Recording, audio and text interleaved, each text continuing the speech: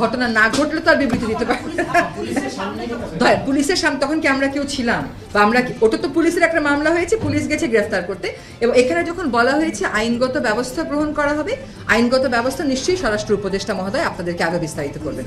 আপনারা অলরেডি সরকারের একটা বক্তব্য দেখেছেন, সরকার একটা বিবৃতি দিয়ে কেবল নিন্দা জানায়নি, সরকার এই কথাটাও বলেছে যে এই ব্যাপারে প্রয়োজনীয় পদক্ষেপ গ্রহণ করা হবে।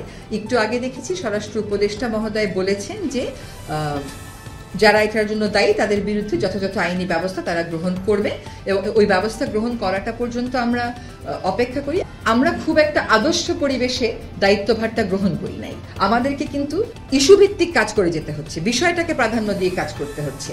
তো আমরা চেষ্টা করে যাচ্ছি, সব জায়গাতেই আমরা বলে যাচ্ছি, আমরা চেষ্টা করছি যতটা নন ভায়োলেন্ট উপায়ে পারা যায় সকল বিক্ষোভটাকে অ্যাড্রেস করতে। দমন তো আমি বলবোই না, কারণ প্রত্যেকেই তার গ্রিভেন্স প্রকাশ করার অধিকার আছে, সবকটাকে অ্যাড্রেস করার চেষ্টা করছি।